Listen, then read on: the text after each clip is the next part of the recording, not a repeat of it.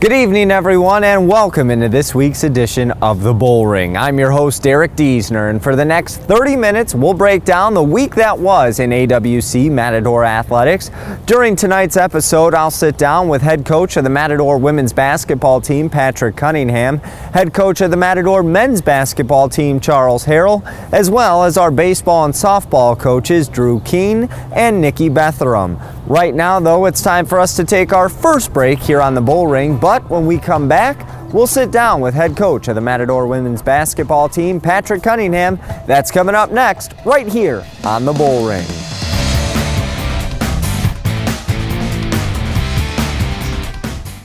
Welcome back, everyone, into the Bullring. Derek Diesner back with you, and it's time now to talk Matador women's basketball. And with that, we welcome in the head coach, Patrick Cunningham. Coach, thanks so much for being with us. It's always good to be here. Playoffs begin this week, but before we get to the playoffs, let's talk about how you finish off your regular season. Last Tuesday, traveled out to Tucson to take on Pima, and it looked like it may have been your team's worst performance of the season. What did you think of how they fared against Pima? Yeah, it was a pretty bad 30 minutes of basketball, and then we played a pretty spirited last 10 minutes. So, but yeah, I mean, I think the Mesa loss really kind of, threw our kids into a mental, a frenzy, and thinking that they couldn't get the home court and all that, and just really didn't show up and had lacked effort for a while. But what's nice is they rallied and kind of figured it out and decided, hey, look, we need to go in and play hard, start getting ready for the game that's going to happen tomorrow, the Wednesday game.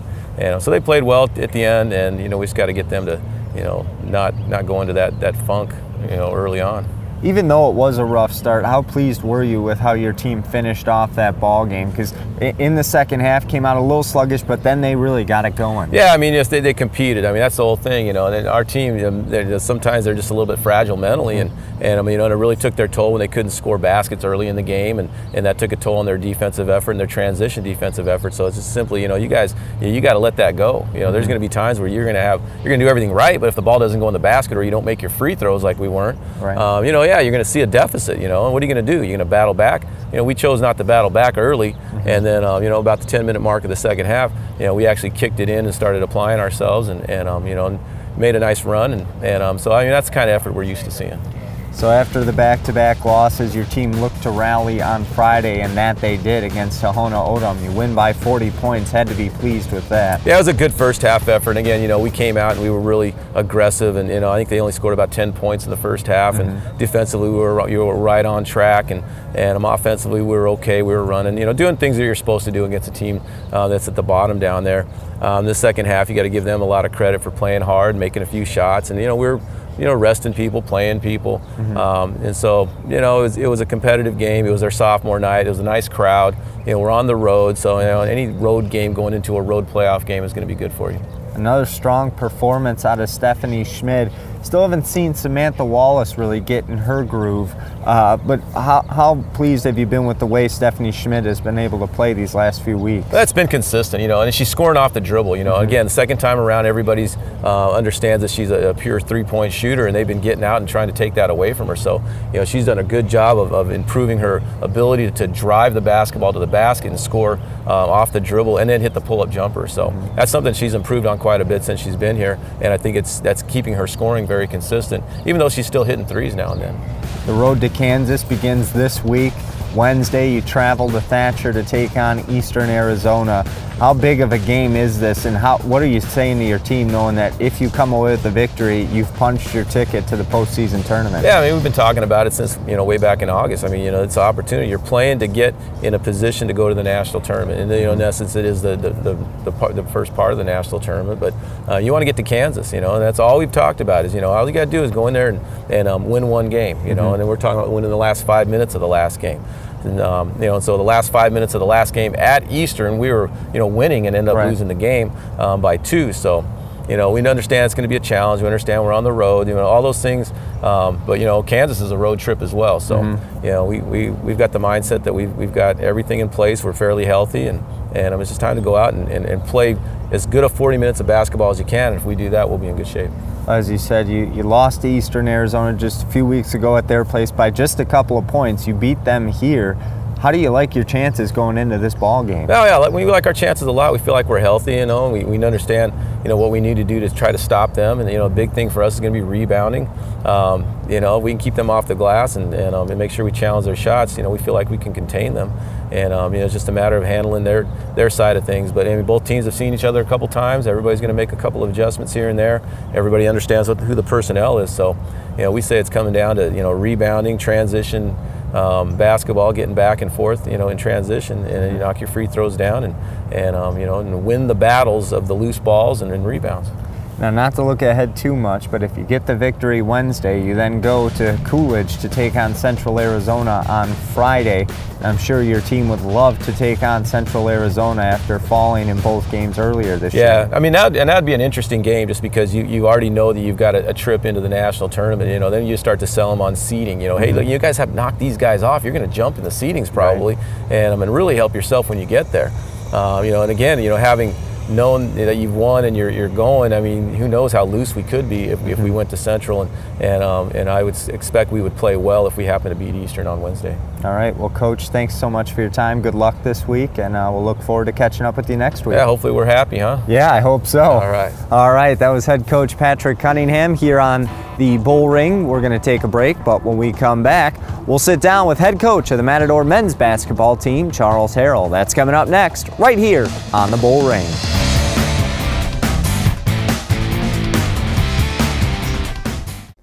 Welcome inside of the house, everyone. Derek Diesner back with you here on the Bullring, and it's now time to talk Matador men's basketball. And with that, we welcome in head coach Charles Harrow. Coach, thanks so much for joining me. No problem, Derek. Last week, a pair of games for your team on Tuesday and Friday, a little bit different with the regular season coming to an end. Started off in Tucson against Pima, and your team picked up a victory against a tough Pima squad. Yeah, we played pretty well. We really guarded Shakir Smith really good. He only had 14 points. And then I thought, you know, we played pretty well offensively, especially Brandon. Yeah, and in that game against Pima, I know going in, the two guys you were really worried about were Gershom down in the post and then Shakir Smith. You were able to hold Shakir Smith to a low point total. What did you think of your defense on Gershom? You know, you're going to give up something. We really had some matchup problems with him, with Darius not playing. Ivan really can't guard him out on the perimeter, so he has to back up. Brandon can't stay in front of him or guard him in the post, so he was a tough matchup for us. Knowing that you were down Darius, how pleased were you to get that victory against Pima, just knowing that Gershom was one of their main guys? You know, we haven't had our whole team the whole second semester, so I think anytime we win, it's just kind of been a relief, to be honest with you. Yeah, and talking about not having your whole team, then on Friday you traveled to take on Tohono O'odham. You didn't have Darius again, and you were also down E.J. Twyman, who was battling the flu. Yeah, Tohono O'odham was a really tough game for us. We weren't ready to play for whatever reason. I thought they had more energy, they wanted it worse. I mean, we were down two guys, like you said, and we haven't had our whole team the whole second semester at any game. But at the end of the day, we can't have a performance like that.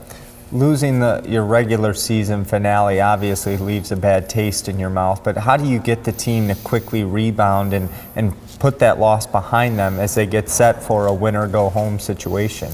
Well, you know, I think anytime you get to the playoffs, it doesn't matter if it's Mesa that won the league or Cochise who had a below 500 record in the conference. Everybody has a fresh start, you know, and so I think we'll, you know, review some things that we didn't do well in the Tohono O'odham game today, and then at that point start looking at what we need to do against Eastern. How does playing an athletic team like Tohono O'odham really help prepare you guys for the playoffs, knowing you're going to face real stiff competition from here on out? I think, Tohono O'odham was really ready to play. They pushed the ball up and down the floor. They're really not very similar to anybody that's in the playoffs, with the exception of maybe Cochise and how they play. Everybody else kind of plays a different style. So it's Tohono O'odham, like Glendale, like Phoenix, is not a very good matchup for us for whatever reason. We match up better with Mesa, Eastern Arizona, people like that. Now, to open up the playoffs, you'll be taking on Eastern Arizona right here at the house, and the game can be seen right here on AWC TV. How do you like your chances in that game, and how do you match up with Eastern Arizona? I think Eastern Arizona is really good. They had the player of the year in our conference, and Taylor Stafford. He's averaging 27 points a game. And they have two other guards, Dominique Hunter being one of them that's really scored the ball well consistently in our league over the last 2 years. Their guards are really good. I think our advantage against them is inside, so if hopefully Darius is able to go along with Brandon, that will help. Do you think you will have a full team on Thursday? I hate to say that because I thought that before, but I hope so. All right, sounds good. And if you win that game, then you can either host a game here or you're going to have to go to Mesa. How do you keep your team thinking about it's just one game at a time right now? Well, I think they'll think that way because, if they don't win, their season's over. I think they're pretty clear on that. I think every team in our league is pretty clear on that. Anybody could beat anybody. Cochise could go to Mesa and win. Eastern could come here and win. And by the same token, us and Mesa could both win. So I think it's going to be an interesting couple of days towards the end of this week. Now, next week here on the Bullring, we'll talk about all the postseason accolades a lot of your players have gotten. But one final thing I wanted to ask you. It was really loud in here the last time the Matadors were at home. How loud do you think it's going to be on Thursday night? I think it'll be pretty loud. I think we'll have a good crowd. If we can continue to have that kind of crowd, if on Saturday, if we're fortunate enough to get the home game, I think it would really help our guys. All right. Well, Coach, thanks so much for your time. Good luck this week, and we look forward to talking with you next week. All right, Derek, appreciate it. All right. That was head coach Charles Harrow here on the Bullring. It's time for us to take another break, but when we come back, we'll head outside and take to the diamond. That's coming up next, right here on the Bullring.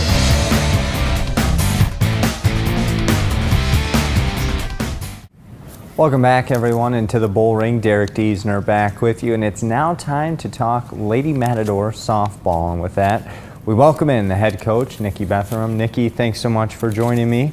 A long time off for your team. You had about a week off after the Yavapai game was canceled. So you played this past Saturday against Mesa, and you get a pair of victories there. Had to be pleased with taking another conference sweep. Oh yeah, anytime you can sweep 2 games in a day, that's the ultimate goal is to, take the first one, and once you get the first one done, it's always the goal to sweep. So. Now, knowing that you had off on earlier in the week on Tuesday because of the Yavapai game being canceled, what was your practice schedule like?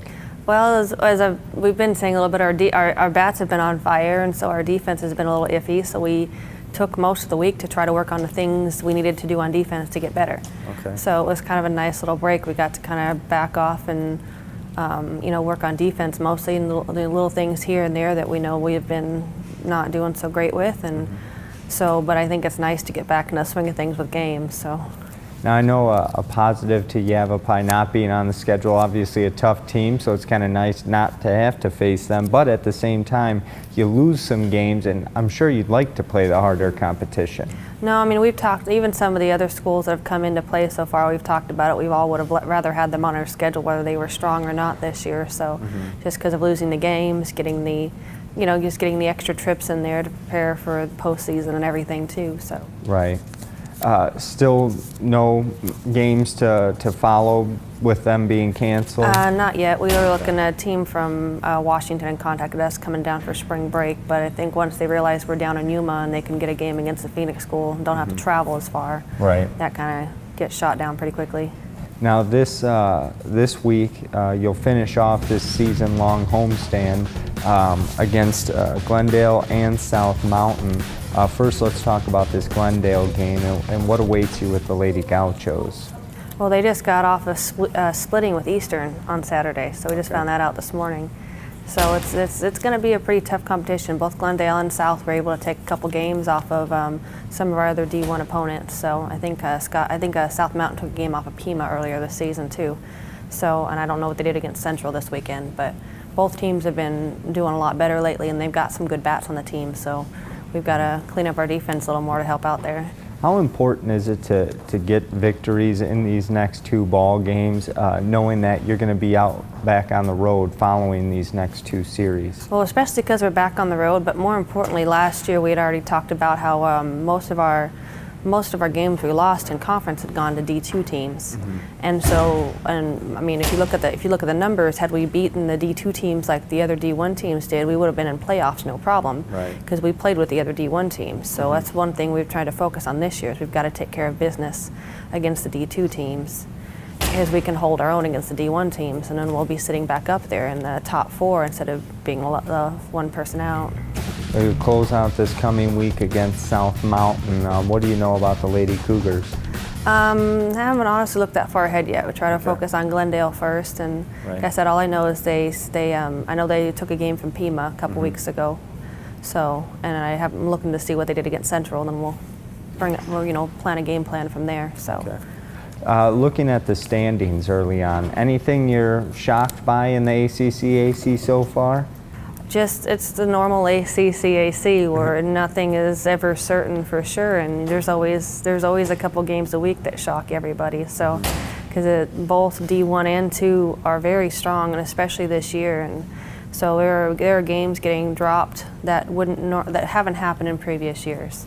So you can definitely see the D2 teams getting stronger, and it just kind of throws everyone for a loop every now and then during the week when you go check out the scores. So yeah, definitely. Final thing we'll leave you with here this week.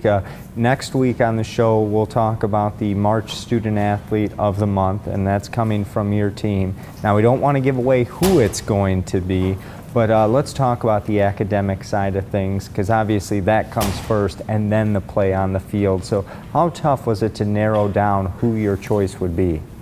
Well, this year it was quite tough, especially since the whole team finished. We finished with over a 3.0 GPA, probably one of the highest we've had in a semester since I've been here. So, I mean, we had quite a few really high GPAs, so it made narrowing it down a little bit more. But, I mean, once, I don't know, I just thought about it a little more, and this particular player is very deserving of it, and she's worked hard since she's been here, both in the classroom and on the field. So after I thought about it, I gave it just a couple more days of thought, and I couldn't come up with anybody else but her to give it to. So. All right. Well, again, we'll announce that next week right here on the Bullring. Nikki, thanks so much for your time, and good luck this week. Thank you. All right, it's time for us to take a break here on the Bullring, but when we come back, we'll catch up with Matador Baseball. That's coming up next right here on the Bullring.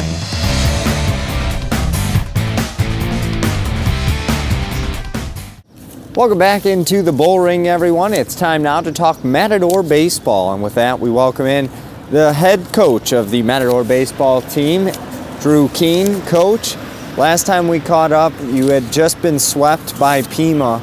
Your team had a quick rebound, and you guys sweep Eastern Arizona here at home. How good did it feel to get back to your winning ways and do it with a sweep of an ACCAC opponent? Good. I mean, you know, we didn't play real well, obviously, against Pima. We didn't pitch it at all. And then, you know, offensively, it was kind of back and forth, so it was good. I mean, Eastern, you know, like I said at the beginning, you know, it's always a challenge on Tuesday and Saturday. So, you know, it was good. We got good pitching, and we scored enough runs, and so, you know, we're pleased with the effort against Eastern. In those games against Eastern, some low-scoring games, but your pitching really helped you out.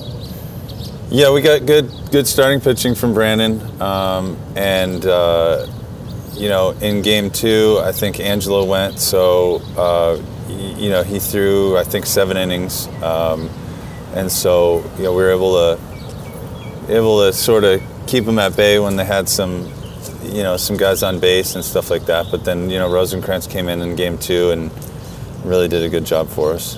Now, it's still early in your season, but what have you thought of the maturation process of some of your freshmen, and which of them have really caught your eye in the first few weeks of this season? Well, I mean, obviously Irving Lopez has been, is a good player, and he's going to be a really good player. Nick Day has been on the offensive side. Nick Day has been, good. Mm-hmm.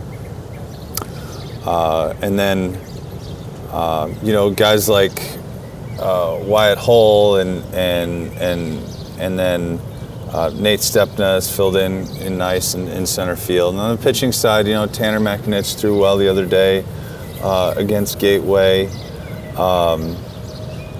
And so, and Angela, obviously, right. he's been good on the mound for us. So, I mean, they've done a good job so far. Let's talk about Travis Garcia Pereira, a guy that returns to your team this year, and he's done great once again offensively and on the mound for your team as well. He's already signed on to play at a 4-year school next year. Is he going to start focusing on one side or the other, whether it's pitching or hitting, or does he plan to continue to do that next year? Well, at Grand Canyon? Yes. I think he's going to just, he'll pitch at Grand Canyon. Okay. For us, I mean, he's been in the lineup for us because, I mean, he's got a bad hip right now, and so, I mean, on the pitching side, we've kind of held him out. The plan is to start him tomorrow against Chandler Gilbert, but it's just sort of how that hip is going. But he's been okay running and swinging the bat. So I mean, having him in the lineup is really helps our offense because he's got some maturity, knows how to take pitches, and then when he gets one, puts a good swing on it. Besides Travis, any other health concerns on your team? Well, we got 3 pitchers down right now. One with the shoulder, and he had an elbow surgery in high school, so he's kind of banged up. Then we have a left-handed pitcher that's got a forearm strain, and so we have another guy that has a sort of battling back from. We're taking some antibiotics right now and stuff. So we have 3 pitchers that are down, so it thins us out a little bit. Luckily, we have enough, in the house to sort of keep us going. But I mean, we'd like to have those guys back to have a little bit more depth.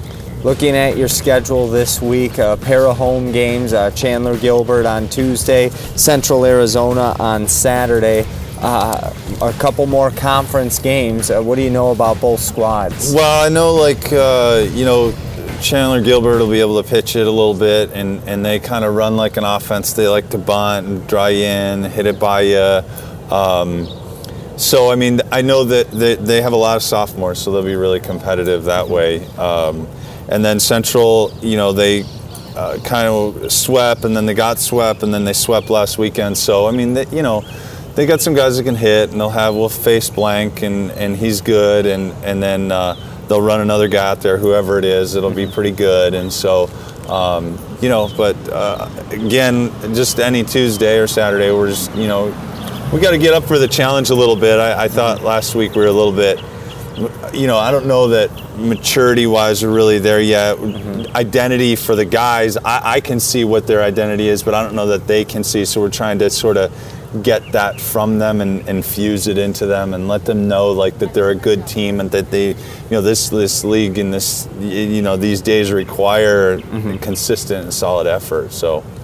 So far, how would you rate the start of this season record-wise, and also what are some things that you see that your team really needs to improve on? Well, I kind of touched on it. Record-wise, it's fine. I mean, we're more concerned where we're going to be at the end of the year than where we are right now with the record.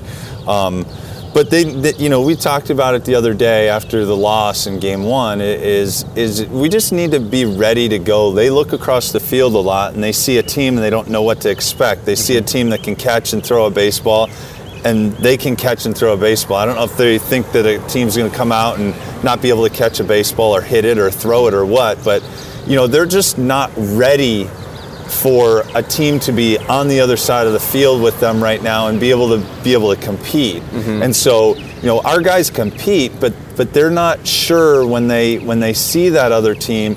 And so, we've focused on all year, being concerned about what your job is so that the team can benefit, if everybody individually does it so that the team can benefit from it. And so we've sort of gotten out of it. And we have a young team, so it's a little bit, they don't really know a whole lot in terms of, what to expect. Right. But, we talked about that. I think they're starting to come into finding their identity a little bit, and we just, we need consistent effort and best effort on every play and concentration, and so they're starting to realize a little bit more, I think, after the last couple times out, that it's a grind. I mean, it's a great league, and it's tough, and it's fun because it is hard. Right. Well, Drew, thank you for your time. Again, the baseball team will be in action this Tuesday and Saturday right here at AWC. Both days will be double headers beginning at 12 noon. Good luck this week, and we'll catch up with you next week. All right, thanks, Derek. All right, that was the head coach of the Matador baseball team, Drew Keene. It's time for us to take a break. We'll be back with more right here on the Bullring.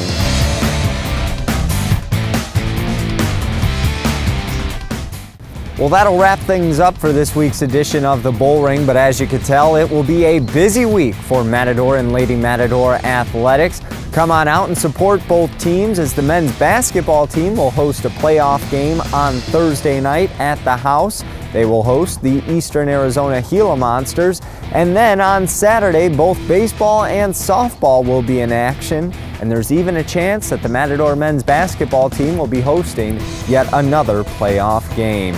I'm Derek Diesner saying so long. Thanks so much for tuning in to this week's edition of the Bullring right here on AWC TV.